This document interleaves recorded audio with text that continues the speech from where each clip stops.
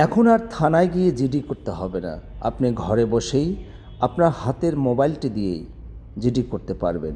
সেজন্য আপনাকে play store থেকে একটা অ্যাপস ডাউনলোড করে নিতে হবে, অর্থাৎ আপনার মোবাইলে ইনস্টল করে নিতে হবে। অ্যাপসটির নাম হলো অনলাইন জিডি অ্যাপস। এই যে অনলাইন জিডি আমি দেখাচ্ছি।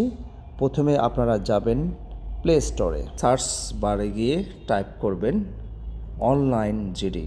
দেখুন বন্ধুরা, এখানে যেহেতু আমি অলরেডি অ্যাপসটি ডাউনলোড করে নিয়েছি, অর্থাৎ ইনস্টল আমার মোবাইলের ভিতরে রয়েছে, জাস্ট আমি এখানে ওপেনে ক্লিক করব। রেজিস্ট্রেশন করা না থাকে অবশ্যই রেজিস্ট্রেশন করতে হবে। তো যেহেতু আমি অলরেডি এটা রেজিস্ট্রেশন করেছি, সেজন্য এখানে এভাবে শো করাচ্ছে।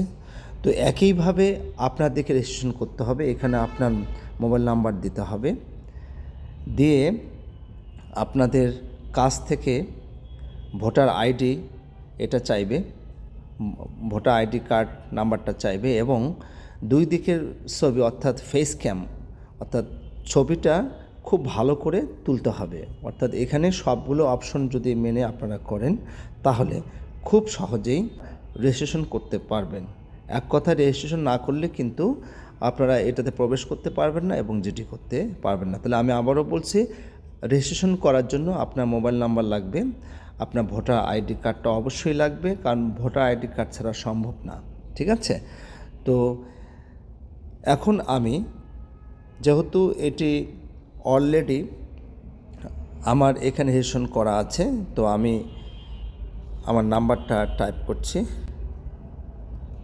তারপরে আমি এখানে পাসওয়ার্ড দিয়ে দিচ্ছি।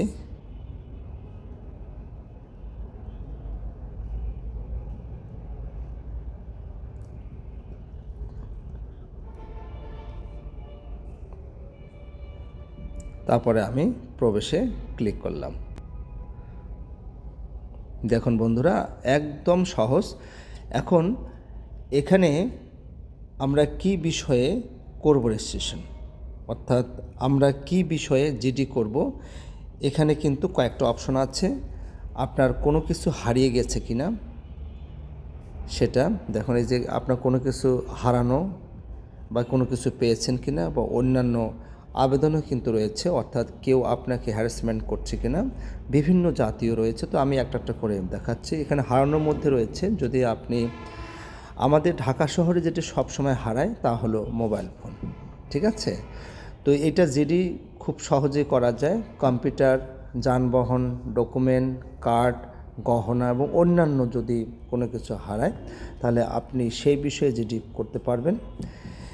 এরপরে আছে পাওয়া, যা আপনি যদি কোনো কিছু পান তাহলে আপনি সেটাও জিডি করতে পারবেন। যানবাহন, কম্পিউটার, মোবাইল, ডকুমেন্ট, কার্ডসমূহ, গহনা, অন্যান্য। ঠিক আছে? এবং এরপরে আপনারা এখানে দেখতে পাচ্ছেন অন্যান্য আবেদনের মধ্যে অনেক কিছু থাকে না, যে আপনাকে কেউ ডিস্টার্ব করছে বা আপনাকে কেউ হুমকি দিচ্ছে। তো এখানে কিন্তু আপনারা সুন্দর করে এখানে নির্বাচন করতে পারবেন। দেখেন এখানে আছে যে অজ্ঞাত ফোন নাম্বার থেকে লটারি জেতা, অজ্ঞাত ফোন নাম্বার থেকে জিনের বাদশা সংক্রান্ত, তারপরে অজ্ঞাত ফোন নাম্বার থেকে হুমকি, জোরপূর্বক প্রেমের প্রস্তাব দিয়ে বিরক্ত করা, যদি কেউ করে থাকে আপনি যেটি করতে পারবেন। অজ্ঞাত ফোন নাম্বার থেকে যদি কোনো বিরক্ত করে, সেজন্য আপনি যেটি করতে পারবেন। জমি জমা সংক্রান্ত হুমকি ধামকি, লাইসেন্সধারী অস্ত্র ও গুলি থানায় জমা রাখা সংক্রান্ত, পাবলিক অস্ত্র ও গুলি হারানো সংক্রান্ত লাইসেন্সধারী, পারিবারিক কলহে আত্মহত্যার হুমকি কেউ দিচ্ছে, সেজন্য আপনি যেটি করতে পারবেন। পারিবারিক কলহে হুমকি ধামকি, পারিবারিক কলহ সংক্রান্ত অশ্লীল ভাষা, প্রকাশ্যে প্রাণনাশে হুমকি যদি কেউ দেয় তাহলে আপনি যেটি করতে পারবেন। প্রেমের সম্পর্কে হয়রানির হুমকি, পূর্ব শত্রুতার জেরে হুমকি প্রদান, ফেসবুক বা অন্য কোনো ইলেকট্রনিক মাধ্যমের আইডি হ্যাক করে অপপ্রচার, হুমকি প্রদান বা অশ্লীল গালাগাল, Facebook, email, Gmail, Instagram, Twitter, WhatsApp ID hack যদি হয়ে থাকে আপনি যেটি করতে পারবেন। ফেসবুক ফেক আইডি দিয়ে অপপ্রচারে বা হয়রানি, মোবাইল ব্যাংকিং, বিকাশ, রকেট বা নগদের মাধ্যমে করে টাকা নেওয়া সংক্রান্ত অনেক চিটার আছে যেটা করে থাকে। তাহলে সেক্ষেত্রে আপনি যেটি করতে পারবেন, মোবাইল ব্যাংকিং, বিকাশ, রকেট, নগদ এর টাকা ভুলবশত অন্য নম্বরে চলে যাওয়া, রাস্তাঘাটে যৌন হয়রানির অভিযোগ, ধারের টাকা ফেরত না দেওয়া সংক্রান্ত সাধারণ ডায়েরি প্রত্যাহার করার আবেদন, অভিযোগ প্রত্যাহারের আবেদন, এভাবে আপনারা অর্থাৎ থানায় গিয়ে যে বিষয়ে আপনারা যেটি করবেন সবগুলি আপনি অনলাইনে করতে পারবেন। তবে আমি আজকে যে প্রসেসটা দেখাবো তা হলো, আমার মোবাইল ফোন হারিয়ে গেছে, এই বিষয়ে কিন্তু আমি আপনাদের দেখাবো। এখন আমি আপনাদের দেখাবো যে আপনার একটা মোবাইল ফোন ছিনিয়ে নিয়েছে বা হারিয়ে গেছে। তবে এখানে সমস্যাটা হলো যে ছিনিয়ে নেওয়ার ব্যাপারটা এখানে নেই, অর্থাৎ আপনাকে কিন্তু হারানো দিয়ে করতে হবে যে আপনার মোবাইল ফোনটা হারিয়ে গেছে। তো এখন আমি এখানে ক্লিক করছি। দেখুন বন্ধুরা, যে আমাদেরকে এই জায়গায় ক্লিক করতে হবে। এই যে ক্লিক করলাম লস্ট, অর্থাৎ কি হারিয়েছে, মোবাইল ফোন হারিয়েছে, আমি এই জায়গায় ক্লিক করব। দেখেন এখন এখানে সমস্ত তথ্য কিন্তু দিতে হবে, অর্থাৎ দেখেন এখানে মোবাইলের ধরন কী রকম সেটা দেখাতে হবে। এই যেমন বাটন ফোন না স্মার্টফোন না কর্ডলেস না টিএনটি ফোন না ফিচার ফোন। তাহলে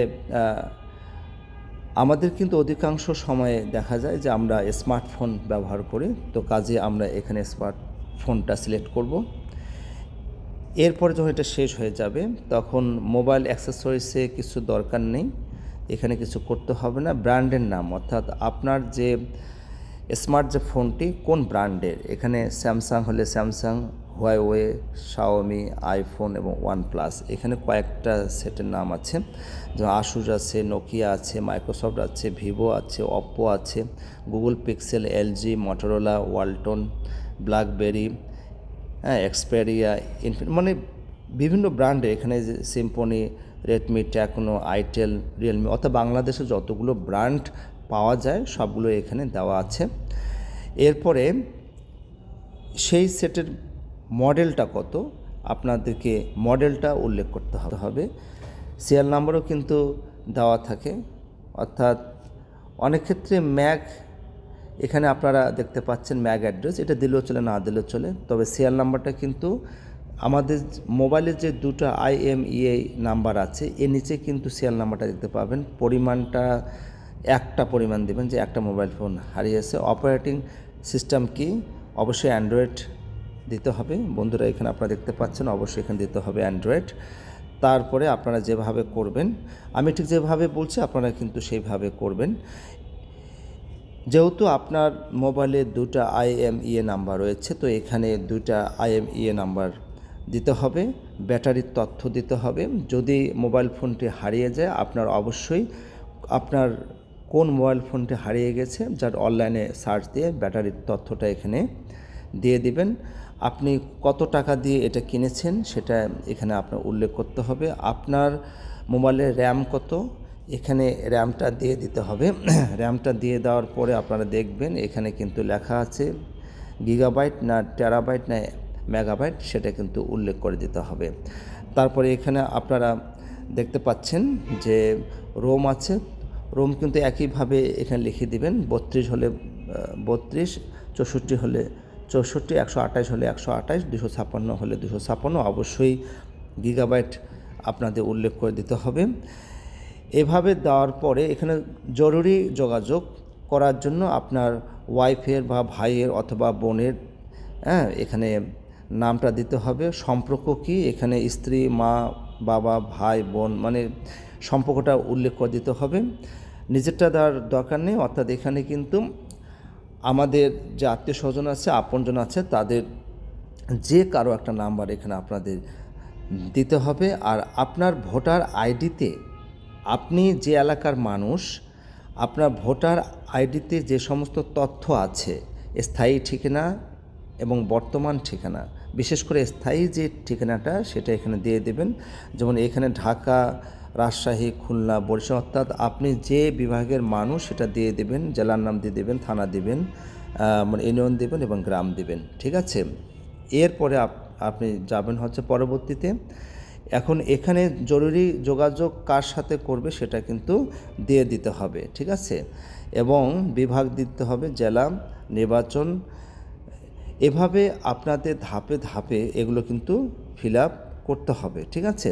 ফিল আপ করার পরে আপনারা যদি সাবমিট করে দেন, এটা কিন্তু অলরেডি তারা গ্রহণ করবে এবং আপনাদের সঙ্গে সঙ্গে একটা মেসেজ দেবে এবং একটা নাম্বার দিবে, সেটা কিন্তু আপনাদের সংরক্ষণ করতে হবে, ঠিক আছে।